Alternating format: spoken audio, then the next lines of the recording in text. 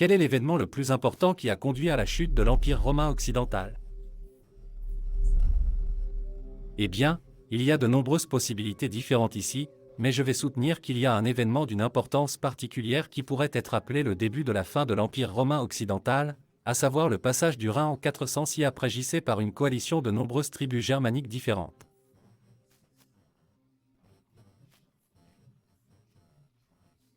Cet événement entraînerait une chaîne de réactions négatives dévastatrices qui aboutirait à la chute de l'Empire romain occidental 70 ans plus tard.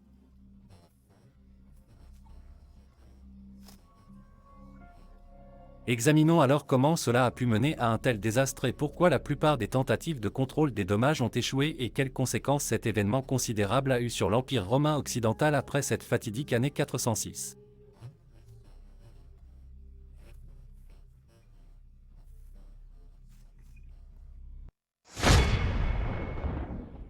Il y a plusieurs événements importants dans l'histoire de l'Empire romain tardif où, s'ils s'étaient déroulés différemment, le monde pourrait être très différent aujourd'hui. Le récit historique est que l'Empire romain occidental était condamné à mourir, mais en fait il aurait pu être sauvé plusieurs fois, malgré les graves problèmes sous-jacents qu'il avait. J'ai fait 2 vidéos sur certains événements où, si l'histoire avait été différente, l'Empire romain aurait pu être sauvé, lien dans la description.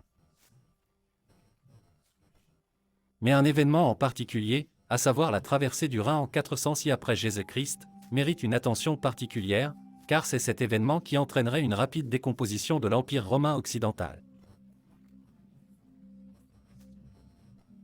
C'était une période de grande migration qui sont censées avoir été initiées par les redoutables cavaliers qui ont exercé une pression vers l'ouest, de sorte que de nombreuses tribus germaniques se sont à leur tour enfuies devant ces redoutables guerriers.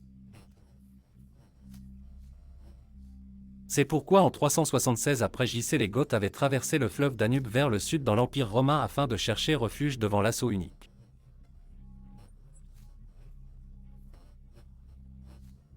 Mais les Romains n'avaient jamais eu à faire face à une telle situation, à savoir des dizaines de milliers de Goths de tous sexes et âges traversant le territoire romain et cherchant refuge.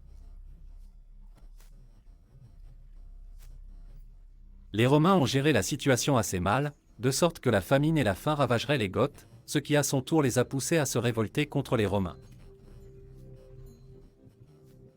L'exacte chaîne des événements sera explorée dans une vidéo séparée. Mais cette intégration ratée mènerait à la bataille d'Adrianople, également souvent appelée Adrianople, en 378, où l'Empire romain d'Orient, à travers la folie de l'empereur Valent, subirait une grande défaite militaire.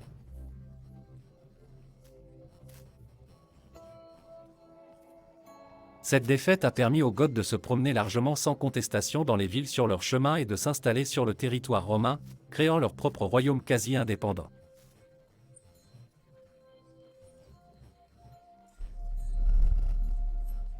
En conséquence directe, 32 ans plus tard, les mêmes Goths saccagèrent Rome en 410 après Jésus-Christ. Mais l'échec de Valent aurait une autre conséquence. Ce serait une preuve pour les autres tribus germaniques que les Romains n'étaient pas aussi forts qu'ils le pensaient.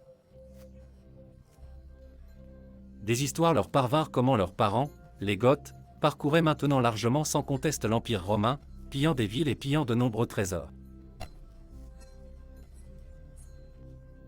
Confrontés à la possibilité de combattre les redoutables ou de tenter leur chance dans cet empire apparemment très faible, de nombreuses tribus germaniques ont alors décidé que cette dernière option était certainement plus souhaitable. Les frontières de l'Empire romain occidental étaient protégées par le Lym, une série de fortifications défensives sous forme de murs, de tours de guet et de forts légionnaires. Souvent, les Lymes utilisaient des formations naturelles telles que les rivières et le positionnement stratégique des castellums avec des troupes le long d'eux pour empêcher les tribus ennemies de traverser le territoire romain. Ce système a fonctionné assez bien pendant des centaines d'années, à l'exception de la crise du IIIe siècle.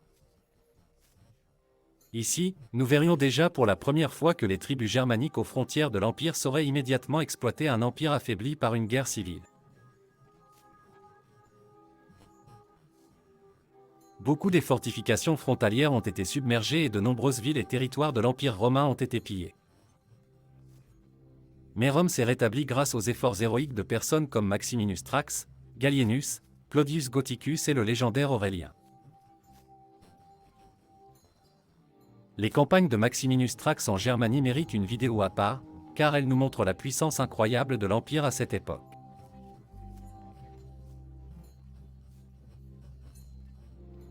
Une fois l'ordre rétabli au cours du IIIe siècle après Jésus-Christ, les fortifications ont à nouveau bien fonctionné pendant plus d'un siècle. Mais maintenant, un nombre sans précédent de personnes germaniques fuient les Huns, exerçant une pression vers l'ouest et le sud dans l'Empire. Et la défaite des Romains à Adrianople avait montré au peuple germanique que les Romains n'étaient plus invincibles, que cet empire autrefois puissant semblait devenu vieux et fragile.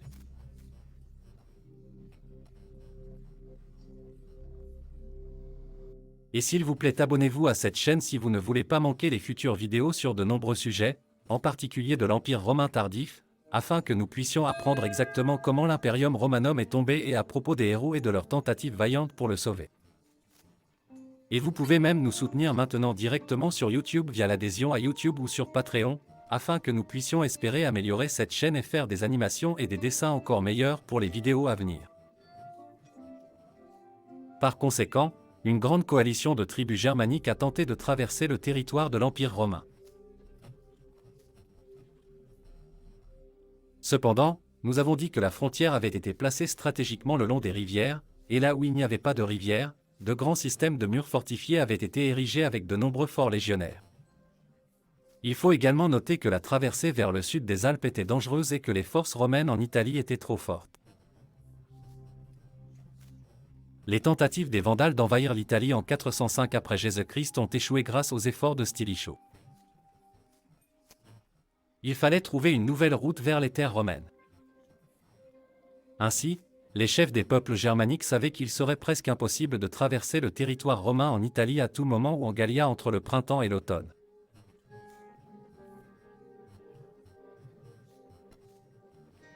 Mais en hiver, lorsque les rivières étaient parfois complètement gelées, il y avait certainement un endroit le long de la frontière moins peuplée de Gallia, où ils pourraient traverser les terres romaines, n'est-ce pas? Selon la plupart des sources, c'est ainsi qu'une grande coalition de Vandales, Cades, Sarmates, Alains, Gépides, Hérules, Saxons, Burgondes et Alamans a traversé la rivière gelée du Rhin le 30e ou le 31e décembre de l'an 406.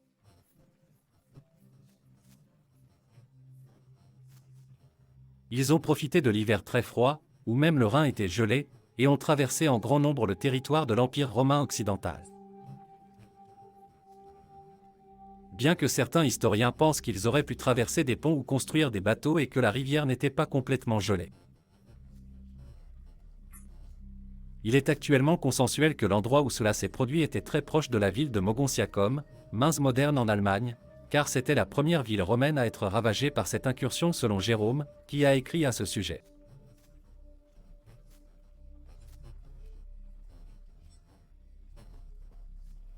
Il a en outre précisé que les Vandales étaient affamés en raison de la rareté des aliments pendant l'hiver et ont donc décidé de piller Mogontiacum afin de s'approvisionner en nourriture.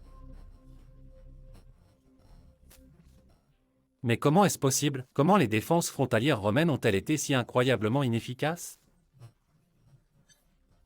Il y a quelques théories à ce sujet, mais la plus probable, et pour moi aussi, est une conséquence directe de la bataille de la rivière Frigidus. Ici, une très grande partie des troupes romaines occidentales a été détruite lors de cette bataille désastreuse en 394 après Jésus-Christ. Et comme l'Empire romain tardif avait beaucoup de difficultés à trouver de nouvelles recrues, car de plus en plus de Romains étaient réticents à mourir pour leur empire, il est croyé que même 12 ans après cette bataille, les légions perdues n'avaient pas été renouvelées.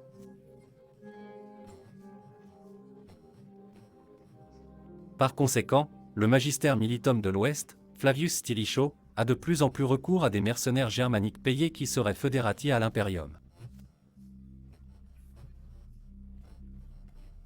Cependant, les Goths commenceraient à piller l'Italie au début du IVe siècle et Stilicho manquait simplement de troupes pour faire face à cette menace. On pense ainsi qu'il a retiré de nombreuses troupes des frontières du Rhin afin d'aider à défendre l'Italie contre les incursions gothiques.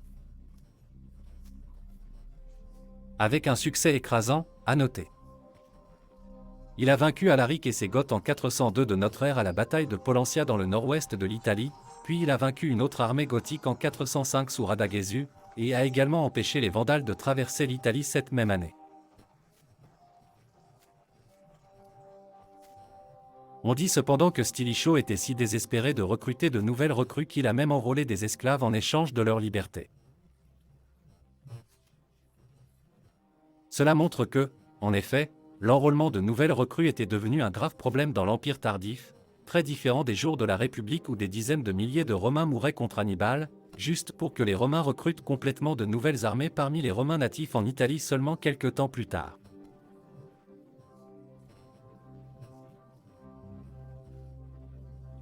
Nous explorerons ce phénomène fascinant dans une autre vidéo pour comprendre exactement pourquoi la vigueur martiale de la population italique romaine native avait si drastiquement diminué.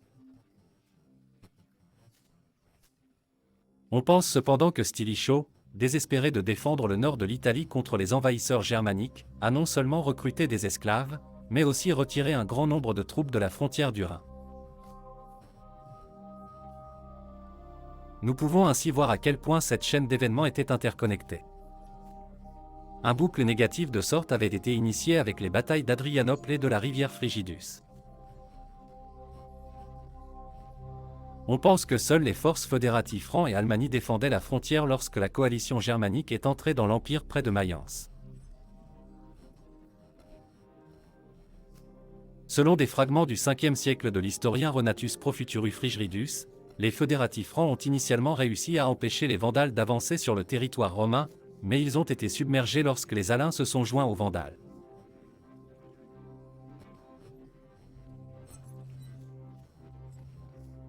Stilicho était toujours occupé à défendre l'Italie jusqu'à aussi tard que 406 après JC, lorsque Radagaisu a harcelé le nord de l'Italie une deuxième fois, mais cette fois-ci il a été complètement vaincu et exécuté en août 406.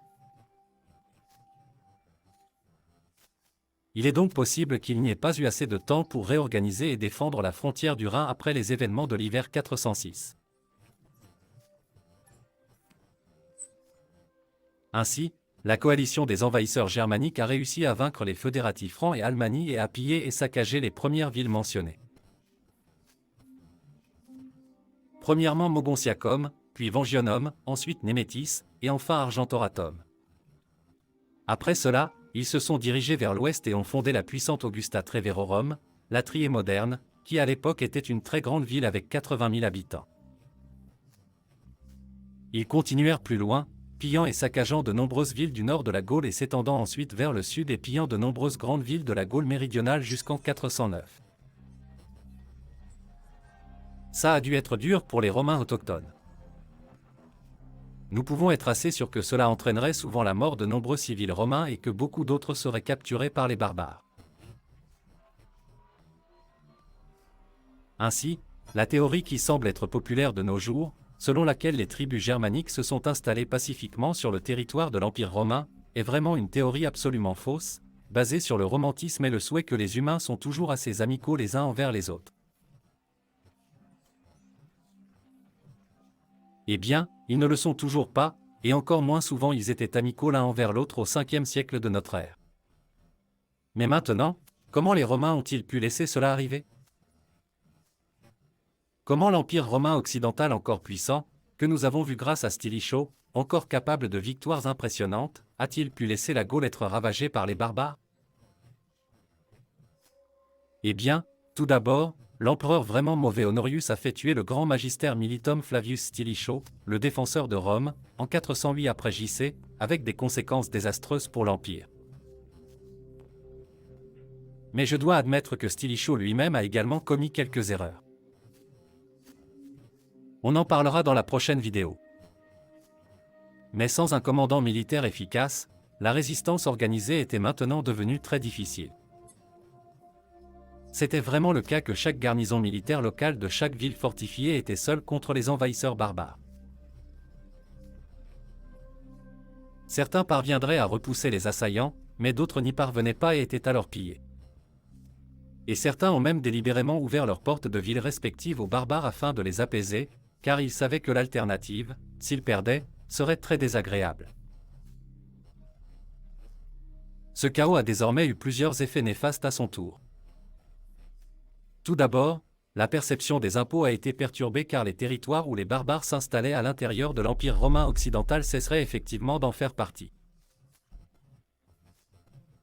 Par conséquent, cela entraînerait une grave érosion de la base fiscale, diminuant les recettes et, par conséquent, réduisant la capacité de l'Empire à recruter de nouveaux troupes militaires pour défendre cet empire.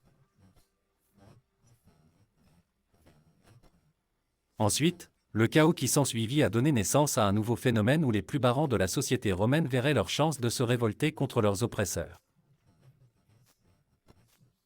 Ce sont principalement des agriculteurs romains, qui à cette époque étaient devenus presque des serfs des riches propriétaires terriens. Ceci était déjà un avant-goût du système féodal ultérieur. Ces pauvres paysans romains étaient très mécontents de la façon dont l'Empire les traitait et profitaient de ces temps chaotiques pour s'organiser et se soulever contre les autorités romaines, très souvent même en rejoignant les attaquants germaniques dans leurs pillages et leurs sacs.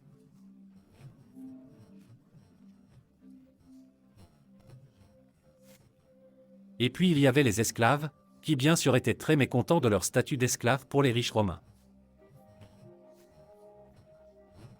Ils se sont également joints à ces rebelles, qui sont devenus connus sous le nom de Bacodie, et qui sont devenus un vrai problème pour l'Empire car des troupes supplémentaires devaient être affectées à la répression de ces rébellions, des troupes qui auraient été nécessaires contre les envahisseurs germaniques.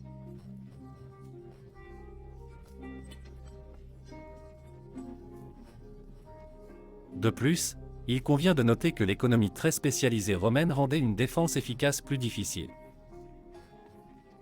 Les équipements militaires tels que l'armure et les armes n'ont pas été construits localement, mais dans des lieux de production éloignés à travers l'Empire. Par conséquent, les habitants manquaient souvent des compétences et du matériel nécessaire pour monter une défense plus efficace. Mais comme si l'érosion de la base fiscale, l'incapacité des Romains locaux à se défendre en raison d'un haut degré de spécialisation, les barbares pillards et les rebelles bacodis n'étaient pas assez mauvais, la faiblesse de l'Empire a immédiatement conduit à l'apparition de nombreux usurpateurs qui remettraient en question le règne impérial.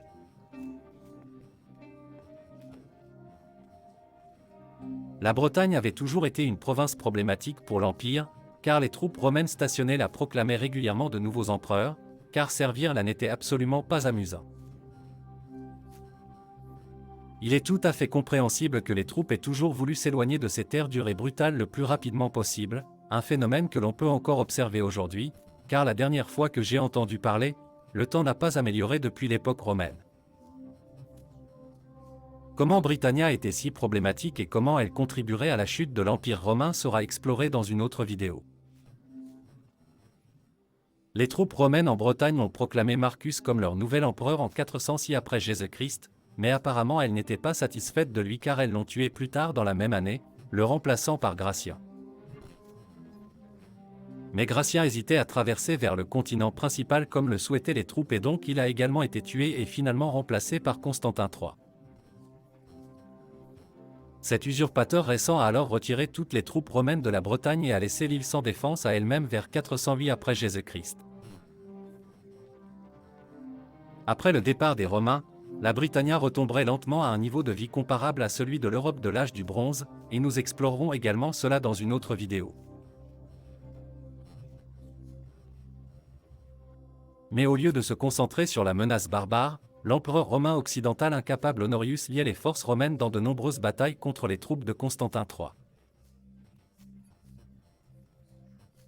Pour empirer la situation, deux autres usurpateurs, Gérontius et Maximus, se sont révoltés en Hispanie. Au lieu de faire face à l'invasion barbare comme une force militaire unie, les Romains ont de nouveau fait ce qu'ils faisaient le mieux en temps de crise, à savoir se battre entre eux, se tuer par milliers ou dizaines de milliers, affaiblissant encore plus leurs armées et facilitant la victoire des envahisseurs germaniques.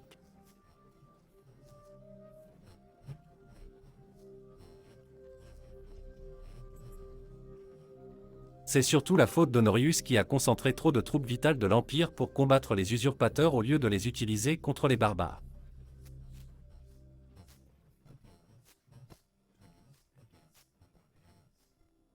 Honorius a trouvé un très habile commandant militaire sous la forme de Constantius III, dont nous parlerons plus en détail dans la prochaine vidéo, qui a réussi à vaincre les trois usurpateurs, Gérontius, Maximus et Constantine III, rétablissant ainsi un certain ordre en Gaule et réglant certains des tribus germaniques en tant que fédérati à l'intérieur des frontières de l'Empire.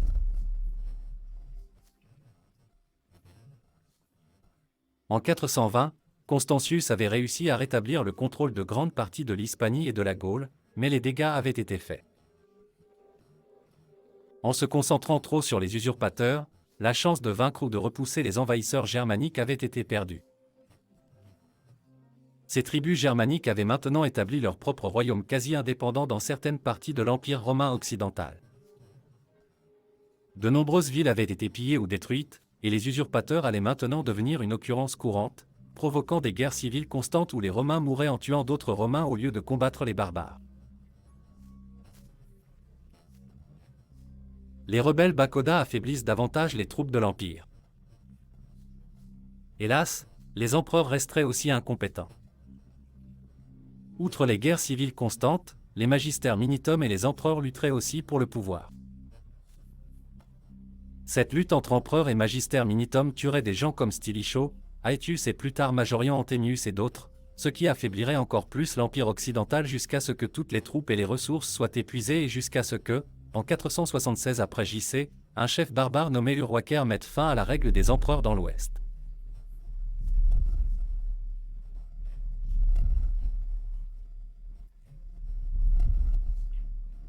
Nous pouvons donc dire que la traversée du Rhin en 406 après JC a été un événement important où le destin d'une civilisation a été décidé. Une véritable cascade d'événements négatifs avait été déclenchée par celui-ci, qui à son tour créerait d'autres événements négatifs pour l'Empire romain, et ainsi de suite, aboutissant à la chute de l'Empire romain occidental 70 ans plus tard.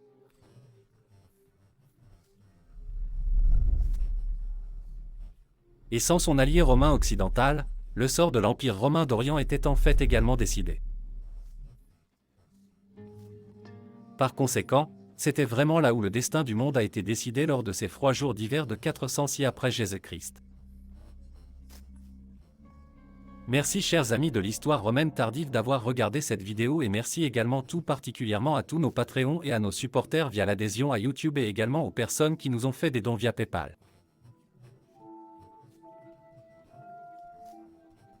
Vous êtes géniaux et j'aime à penser que Majorian serait fier s'il pouvait voir que vous soutenez un canal portant son nom. Si vous êtes intéressé de voir à quoi aurait ressemblé l'effondrement des frontières romaines quelques décennies après le passage du Rhin à la frontière du Danube, vous pouvez regarder la première vidéo ici. Ou si vous êtes plus intéressé par ce que la chute de l'Empire a signifié pour la ville de Rome elle-même, vous pouvez regarder la deuxième vidéo ici. Je dis adieu chers amis de l'Empire romain et bienveillants.